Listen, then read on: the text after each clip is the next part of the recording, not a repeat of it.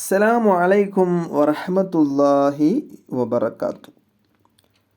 നമ്മൾ ഒരുപാട് സ്വപ്നങ്ങളും സ്വപ്നത്തിൻ്റെ വ്യാഖ്യാനങ്ങളും പറഞ്ഞിട്ടുണ്ട്. നമ്മൾ പറഞ്ഞ രീതി ആദ്യം സ്വപ്നം കാണും, സ്വപ്നത്തിനെ കുറിച്ച് പറയും, എന്നിട്ട് ആ സ്വപ്നത്തിൻ്റെ വ്യാഖ്യാനം പറയും എന്നുള്ള രീതിയിലായിരുന്നു പറഞ്ഞിരുന്നത്. ഇനി അങ്ങോട്ട് നമ്മൾ സ്വപ്നത്തിൻ്റെ വ്യാഖ്യാനം പറയും, എന്നിട്ട് അതിൻ്റെ സ്വപ്നം പറയും. ഏത് സ്വപ്നം കണ്ടാലാണ് ഏത് വ്യാഖ്യാനം ഉള്ള സംഭവമാണ് അതിൻ്റെ വ്യാഖ്യാനം, അത് ഏത് സ്വപ്നത്തിൻ്റെ വ്യാഖ്യാനമാണ് എന്നുള്ളതല്ല, ഈ വ്യാഖ്യാനം ഏത് സ്വപ്നം കണ്ടാലാണ് വരുന്നത് എന്നുള്ള രീതിയിലാണ് സംസാരിക്കാൻ വേണ്ടി പോകുന്നത്.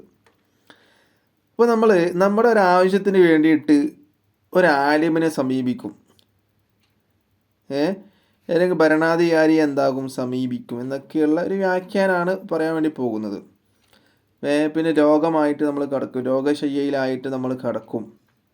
അപ്പം അങ്ങനെയുള്ള കാര്യങ്ങളെ കുറിച്ചിട്ടാണ്, അത് ഏത് സ്വപ്നം കണ്ടാലാണ് ഇങ്ങനെയുള്ള വ്യാഖ്യാനങ്ങൾ വരിക എന്നുള്ളതിനെ കുറിച്ചിട്ടാണ് സംസാരിക്കുന്നത്.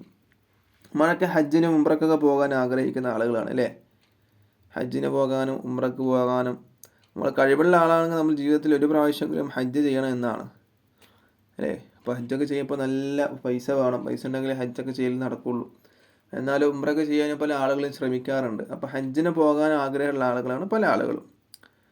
അപ്പോൾ ഹജ്ജിന് പോകുന്നതായിട്ട് ഒരാൾ അങ്ങനെ സ്വപ്നത്തിൽ കണ്ടാൽ സ്വാഭാവികമായിട്ടും അതിൻ്റെ വ്യാഖ്യാനം നമ്മൾ അനുമാനിക്കുക, എന്താണ് മനസ്സിലാക്കി വെക്കുക, നമുക്കതിന് ഭാഗ്യമുണ്ട്, നമ്മൾ ഹജ്ജ് ചെയ്യും എന്നുള്ളതൊക്കെ നമ്മൾ വിചാരിക്കാം. പ്രത്യേകിച്ച് ഹജ്ജിന് പോകാൻ ആഗ്രഹിക്കുന്ന ആളുകളാണ്. എന്നാൽ അതിൻ്റെ യഥാർത്ഥ വ്യാഖ്യാനം പണ്ഡിതന്മാരായ വ്യാഖ്യാതാക്കളായ പണ്ഡിതന്മാർ പറയുന്നു. മുഹമ്മദ് ബിൻ സിരീൻ എന്നവരാണ് പറയുന്നത്, വ്യാഖ്യാതാക്കളുടെ കൂട്ടത്തിൽ അറിയപ്പെട്ട പണ്ഡിതനാണ്.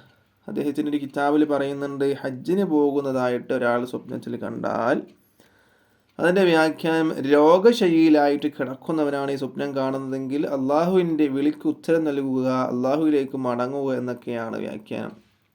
നേരത്തെ പറഞ്ഞത് മാറിപ്പോയതാണ്. അതായത് രോഗശയ്യയിലായിട്ട് കിടക്കും എന്നുള്ളതല്ല, രോഗശയ്യയിലായിട്ട് കിടക്കുന്ന ഒരാളാണ്, രോഗിയായിട്ട് കിടക്കുന്ന ഒരാളാണ് ഈ സ്വപ്നം കാണുന്നതെങ്കിൽ അള്ളാഹുവിൻ്റെ വിളിക്ക് ഉത്തരം നൽകുമ്പോൾ അവന് പെട്ടെന്ന് മരിക്കും എന്നുള്ള വ്യാഖ്യാനമാണ് എന്നുള്ളതാണ് പറയുന്നത്. പിന്നെ സാധാരണഗതിയിലുള്ള ഒരാളാണ് കാണുന്നത്, രോഗശീലമായിട്ട് കിടക്കുന്ന രോഗിയൊന്നല്ല ഈ സ്വപ്നം കാണുന്നതെങ്കിൽ അതിൻ്റെ വ്യാഖ്യാനം നമ്മൾ ഒരു ആവശ്യത്തിന് വേണ്ടിയിട്ട് ഭരണാധികാരിയെ അല്ലെങ്കിൽ ഒരു ആലിമിനെ സമീപിക്കും എന്നൊക്കെയാണ് ഇതിൻ്റെ വ്യാഖ്യാനം വരുന്നത്. മനസ്സിലായല്ലോ? അപ്പോൾ ഹജ്ജിന് പോകുന്നതിൻ്റെ സ്വപ്നം കണ്ടാൽ അത് പൂർണ്ണമായിട്ടും നല്ലതും അല്ല, എന്നാലോ പൂർണ്ണമായിട്ട് ദുഃഖിക്കേണ്ട കാര്യമല്ല. പക്ഷേ രോഗി കണ്ടാൽ എന്താണ്, വളരെ ദുഃഖിക്കേണ്ട കാര്യം തന്നെയാണ്. മരണമുണ്ടാകും, അള്ളാഹുവിനെ വിളിക്ക് ഉത്തരം നൽകാനായി എന്നുള്ളതാണ്, അതിലേക്ക് മടങ്ങാനായി എന്നുള്ളതാണ് മനസ്സിലാക്കി തരുന്നത്.